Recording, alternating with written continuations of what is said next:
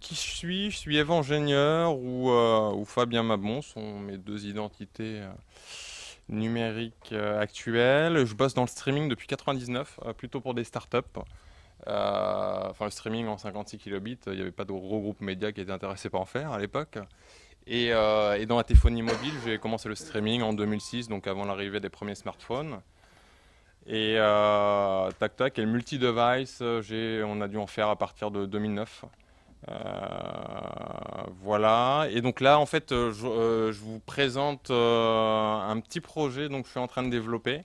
J'ai fait pas mal d'architecture, justement, de plateformes d'encodage vidéo et de distribution. Et l'idée, donc, en fait, c'est d'en faire un maximum en général avec un minimum. Donc là, je viens de lancer un nœud. Donc le concept du projet, c'est Vidéonode, hein. Ce sont des nœuds vidéo qui sont censés gérer un maximum de la partie vidéo, que ce soit de l'encodage, de la distribution ou du caching dynamique au travers d'un réseau qui est totalement distribué en mode cloud hybride, hein. C'est-à-dire vous pouvez avoir des machines dans votre cloud à vous et choisir d'instancier 50 nœuds d'encodage pour vos besoins instantanés là. Et si vous n'avez pas assez de machines, ben, vous passez sur Amazon et vous instanciez 1000 machines Amazon si vous le souhaitez. Donc là, je me connecte sur mon petit nœud. Tac. Donc là, on a la vue un peu cluster. On a la vue de qui est connecté. Donc il y a un client qui est connecté sur la page d'admin, c'est moi. Les profils qui sont là, donc, qui sont des profils classiques, donc il y a du pure audio, il y a du MP4, du FLV, du WebM, du HLS. J'ai pas encore rajouté de Dash, etc. Je suis en train de travailler dessus. Et l'idée, c'est d'avoir quelque chose, enfin j'aime la dynamicité en tous les sens du terme, et donc c'est de faire du encoding on the fly autant que possible, donc même sur de la VOD. C'est-à-dire on va juste lui filer les sources en fait.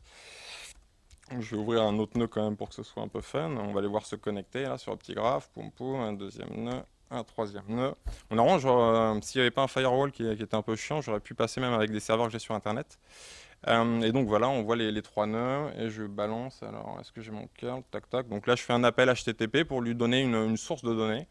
Donc là, en l'occurrence, c'est un répertoire local, mais ça peut être sur Amazon S3. Et donc là, c'est sa source de données dont il va servir pour encoder finalement les vidéos, avec un alias /movies qui permet d'avoir finalement le truc. Alors on n'a pas vu grosso modo, alors en fait l'analyse se fait en temps réel, c'est quasiment instantané. L'idée c'est vraiment de fluidifier au maximum les process. Typiquement, si je reboot tout le réseau, il n'y a pas de base de données, il n'y a pas de persistance. En fait, la persistance est inhérente au réseau. Donc tant qu'il y a un nœud online, grosso modo, ou même un client en fait online pour l'instant, il y a de la persistance dans le réseau. Par contre, si tout le réseau reboot en même temps, la persistance est perdue. Donc là, voilà, je réinjecte ma source et donc il va... Ah merde, je suis pas sur la bonne page évidemment, on va pas le voir. Tac tac. Histoire de montrer un peu les infos qui arrivent en temps réel. Donc là, sur les sources, tac, le réseau qui restart. Donc sur les sources, il n'y a rien, je réinjecte les infos. Et donc là, il y a toutes les vidéos qui commencent, qui sont analysées. Et donc l'idée, c'est que chacune de ces vidéos, on peut la voir dans tous les formats. Et que pour l'instant, il n'y a pas de cache normalement. Donc pour ça, on va l'écarter un peu. Tac. On va l'ouvrir dans une nouvelle fenêtre. Donc là, c'est le mode player. Donc il y a du HTML5 avec du WebM. On voit la petite barre en haut à droite. Donc là, il est en train d'encoder en fait. Il est déjà en train d'encoder la vidéo qui est dans le player HTML5 et qu'on peut lire avant qu'il ait fini d'encoder et qu'on peut même distribuer massivement avant qu'il ait fini de l'encoder. Malgré qu'en fait c'est représenté comme du live, donc c'est-à-dire on ne va pas pouvoir se positionner évidemment sur une partie qui n'est pas encore encodée. Mais typiquement avec du HLS ou autre, on pourrait se repositionner quand même sur la partie qui est déjà encodée. Bon là c'est pas la meilleure vidéo, on va peut-être en prendre une un peu plus sympathique. Typiquement, tac tac tac. Donc je fais ça avec des partenaires qui sont intéressés par ces fonctionnalités et la souplesse offerte par l'outil. Et notamment un qui s'appelle B-Business, qui est sur Grenoble et qui est un cloud de documents et qui gère ça pour quelques grands comptes. Donc là c'est le player flash, hein. Donc on voit qu'il encode le cluster, il encode, je vais zoomer un peu, il encode à 27 fps. On voit le job d'encodage qui est en train de se faire, donc il tourne sur les 25 fps. Bon là je suis sur ma machine, on voit aussi normalement le CPU qui s'excite. Tac tac tac, il est là, le CPU. Donc voilà, ça commence à bien mouliner. Et là je vais essayer d'en lancer un autre, tac tac, en FLV. Donc voilà, hop, ça se cumule, ça encode en parallèle, et je peux même changer de résolution. Alors l'idée, c'est, voilà, typiquement, s'il n'y a pas de client, donc au niveau du cluster, on voit, voilà, toutes les vidéos que je suis en train de lire qui sont en train d'être encodées, et toutes les pages sur lesquelles je suis. Et l'idée, c'est typiquement, j'ai plus besoin de l'encoder, limite l'encodage, je suis même pas obligé de le faire jusqu'à la fin. Je peux mettre en pause le process parce que s'il y a d'autres besoins d'encodage temps réel, je veux pouvoir les traiter.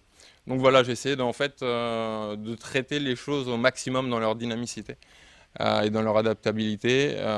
Et l'idée, c'est pareil, c'est si on voit qu'il y a des goulots d'étranglement qui arrivent, c'est toujours avoir une marge de réserve et pouvoir instancier dynamiquement des machines virtuelles, peu importe où elles puissent être.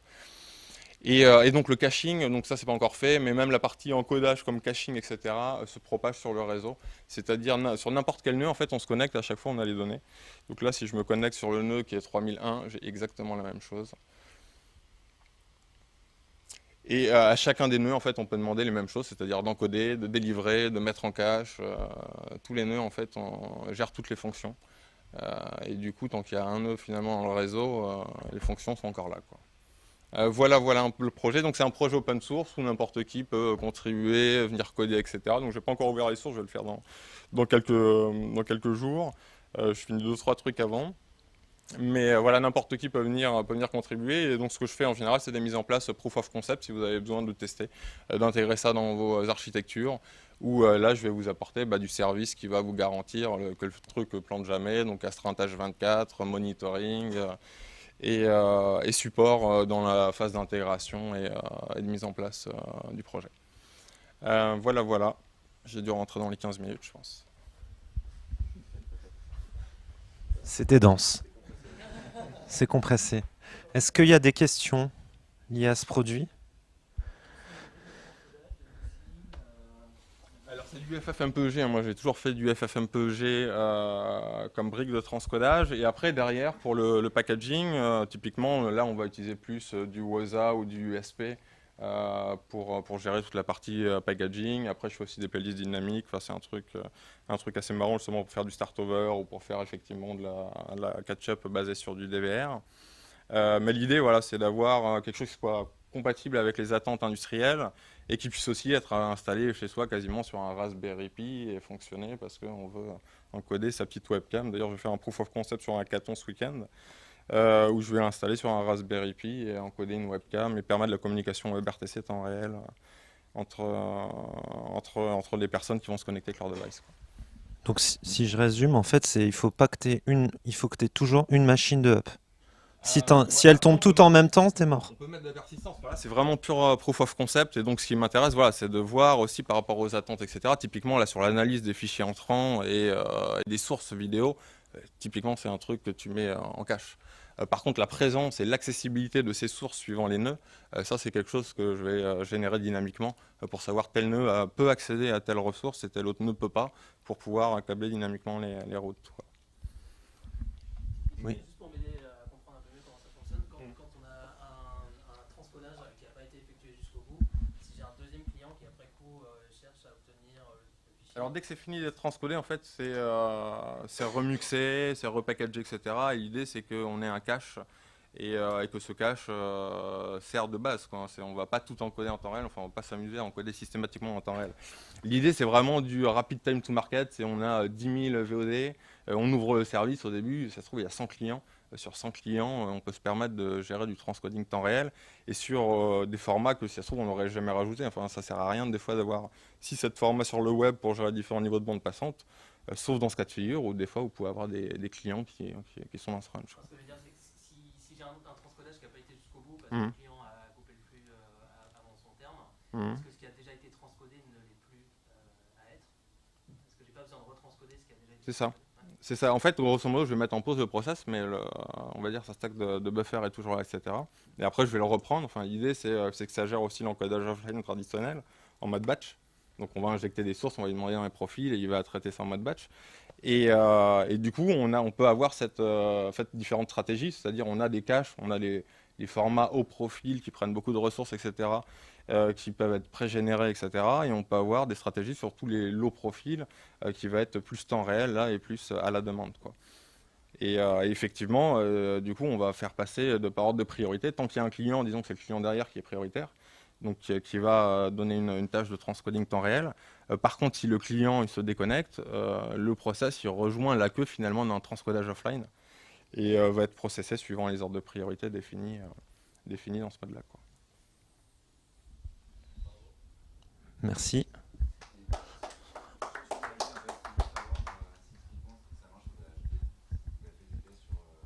Bah là, c'était du 720p d'encodage qui tournait sur ma petite bécane. J'ai fait des tests de transcodage en 4 mégabits par seconde. Grosso modo, j'ai une startup dans l'IPTV avec laquelle je teste quelques trucs. Et du coup, on arrive grosso modo à 320 heures d'encodé sur un serveur dédié à 89 € par mois pour de la HD. En format d'output, hein. Donc c'est pas les heures d'entrée, c'est les heures de sortie sur des débits de l'ordre de 4 mégabits par seconde, quoi. Merci.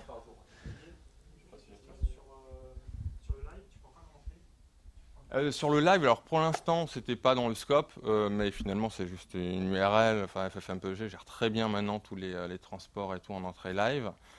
Et du coup, il gère quasiment tout, hein, RTMP, HLS, sur HTTP, RTSP. Il n'y a pas tellement de problématiques, hormis si c'est encrypté avec un DRM, quoi. Et après, la DRM, elle est gérée du coup par l'USP Voilà, typiquement la DRM va être gérée plutôt par du caching intermédiaire qui peut être mis sur chaque nœud et qui va être repackagé dynamiquement ce qui a été généré. Ouais. Merci Fabien.